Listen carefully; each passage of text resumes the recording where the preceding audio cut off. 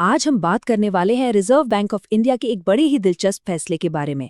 एक ऐसा फैसला जो पहली नजर में थोड़ा अजीब लगता है, एक ऐसी पहेली जो आर्थिक तर्क को चुनौती देती सी लगती है। तो हुआ ये है कि इस साल मतलब 2025 में रिजर्व बैंक ने ब्याज दरों में पूरे 125 बेसिस पॉइंट्स की कटौती कर दी है। अब ये कोई छोटी मोटी बात नहीं है। इतनी बड़ी कटौती आमतौर पर तब होती है जब इकोनॉमी को जोरदार सहारे की जरूरत हो। पर कहानी में ट्विस्ट यहीं पर है। इकोनॉमी धीमी नहीं हो रही, बल्कि रफ्तार पकड़ रही है। जैसा कि हम देख सकते हैं, पिछले साल दूसरी तिमाही में ग्रोथ थी 5.6% और इस साल ये उछलकर 8.2% हो गई है। तो सवाल यही उठता है, जब ग्रोथ इतनी तगड़ी है तो सेंट्रल बैंक ब्याज दरें घटा क्यों रहा है? आमतौर पर तो इसका उल्टा होना चाहिए। चलिए आज इसी गुत्थी को सुलझाने की कोशिश करते हैं। अब आज की इस पहेली को ठीक से समझने के लिए हमें थोड़ा सा टाइम में पीछे जाना पड़ेगा। साल 2019 में जब आखिरी बार इतनी बड़ी कटौती हुई थी। जरा इस तुलना पर नजर डालिए, ये बड़ी कमाल की चीज है। 2019 में क्या था? ग्रोथ गिर रही थी 8.9% से सीधे 3.3% पर, और आरबीआई ने 135 बेसिस पॉइंट्स की कटौती की। और अब 2025 में ग्रोथ बढ़ रही है 5.6% से 8.2% पर, और कटौती लगभग उतनी ही 125 बेसिस पॉइंट्स की। मतलब हालात बिल्कुल उल्टे हैं, लेकिन आरबीआई का एक्शन, उनका कदम लगभग एक जैसा है। तो आखिर चल क्या रहा है? यही चीज हमें उन थ्योरीज की तरफ ले जाती है जो इस फैसले के पीछे हो सकती हैं। तो पहली थियोरी ये हो सकती है कि जो मॉनेटरी पॉलिसी कमेटी है यानी एमपीसी, उसे इन शानदार ग्रोथ के आंकड़ों पर शायद पूरा यकीन ही नहीं है।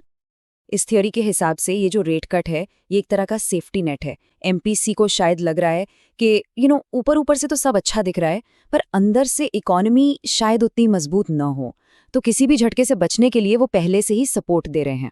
और इस थियोरी को एक चीज से और ज्यादा वजन मिलता है। एक विश्लेषण ये कहता है कि ग्रोथ के आंकड़े शायद एक लो डिफ्लेटर की वजह से असल से ज्यादा बड़े दिख रहे हैं। अब इसका सीधा सा मतलब ये है कि महंगाई दर इतनी कम है कि कागज पर जीडीपी ग्रोथ का नंबर थोड़ा बढ़ा चढ़ा लग रहा है। और ये एक इशारा है कि आरबीआई शायद इन हेडलाइन नंबरों के पीछे की कहानी देख रहा है। ओके, तो ये तो हुई एक बात। अब एक दूसरी थ्योरी भी है जो बिल्कुल अलग एंगल से इस चीज को देखती है। ये थ्योरी कमजोरी की नहीं, बल्कि और ज्यादा ग्रोथ की गुंजाइश की बात करती है। इस सोच के मुताबिक एमपीसी को लगता है कि हमारी कंपनियों और फैक्ट्रियों में अभी भी बहुत एक्स्ट्रा कैपेसिटी है। मतलब वो अपनी पूरी क्षमता से काम नहीं कर रही हैं और उत्पादन बढ़ा सकती हैं। तो अगर ब्याज दरें कम कर दी जाएं तो उन्हें सस्ता लोन मिलेगा, वो और निवेश करेंगे और इकोनॉमी को और तेज दौड़ाया जा सकता है, वो भी बिना महंगाई के खतरे के। तो फिर असली कहानी क्या है? क्या आरबीआई को ग्रोथ पर शक है या फिर उसे और ग्रोथ की उम्मीद है? देखिए, सच्चाई शायद इन दोनों में से कोई एक नहीं, बल्कि दोनों का मिला जुला रूप है। तो असल में आरबीआई एक तरह का दो तरफा दाव खेल रहा है। पहला कि ग्रोथ शायद उतनी दमदार नहीं है जितनी दिख रही है, इसलिए सहारा देना जरूरी है। और दूसरा कि इकोनॉमी में अभी भी इतनी गुंजाइश है कि उसे और आगे बढ़ाया जा सकता है।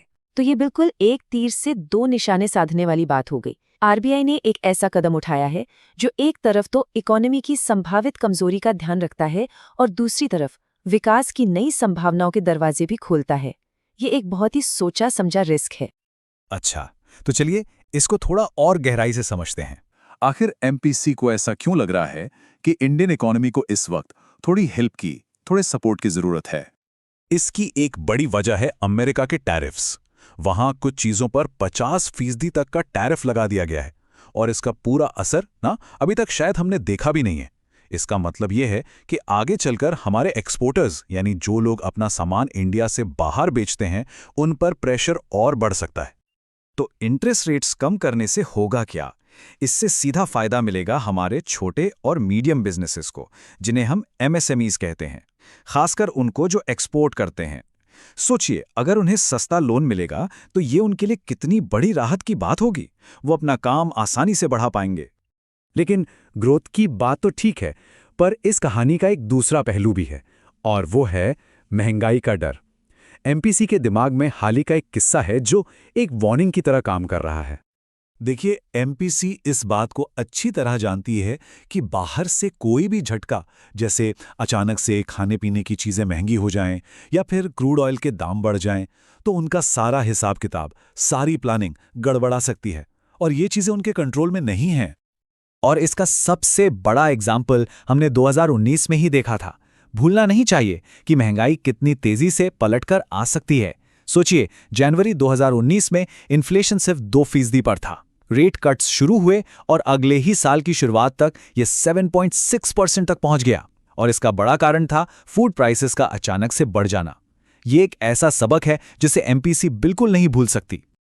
तो फिर जब एक तरफ ग्रोथ को बढ़ाना है और दूसरी तरफ महंगाई का डर है, तो आखिर एमपीसी कर क्या रही है? उनकी स्ट्रैटेजी क्या है? यहीं पर उनका न्यूट्रल स्टांस यानी तटस्थ रवैया काम आता है और इसे एक समझदारी भरा कदम माना जा रहा है। इसका मतलब यह है कि एमपीसी ने अभी कोई पक्का फैसला नहीं किया है। वो खुद को किसी एक रास्ते पर लॉक नहीं कर रहे। उन्होंने अपने सारे ऑप्शंस खुले रखे हैं। ये न्यूट्रल स्टैंस एक तरह से एक सेफ्टी नेट जैसा है। इसका मतलब है कि सेंट्रल बैंक तैयार है कि अगर ज़रूरत पड़ी तो इंटरेस्ट रेट्स बढ़ा भी देंगे और अगर ज़रूरत पड़ी तो घटा भी देंगे। जैसा मौसम वैसा रुख। ये उन्हें तेज़ी से रिएक्ट करने की आज़ादी देता है। और आजकल की दुनिया में जहां ग्लोबल लेवल पर इतनी अनसर्टेनिटी है, वहां ये फ्लेक्सिबिलिटी, ये लचीलापन बहुत ही ज़रूरी है, क्योंकि कब कौन सी चीज़ बदल जाए कुछ कह नहीं सकते। ग्रोथ और इन्फ्लेशन की डायरेक्शन अचानक पलट सकती है। तो आगे क्या? इस नाजुक बैलेंस को बनाए रखने के लिए आगे का रास्ता क्या होगा?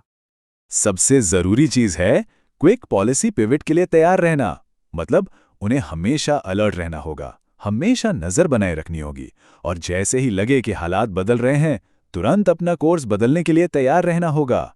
ये कोई वन टाइम डिसीजन नहीं है, ये एक कंटिन्यूअस प्रोसेस है। और आखिर में, अभी के हालात में ग्लोबल अनिश्चितता इतनी है कि ग्रोथ और महंगाई की दिशा अचानक बदल सकती है, जिसके लिए पॉलिसी में फिर से संशोधन आवश्यक होंगे। वीडियो देखने के लिए बहुत धन्यवाद।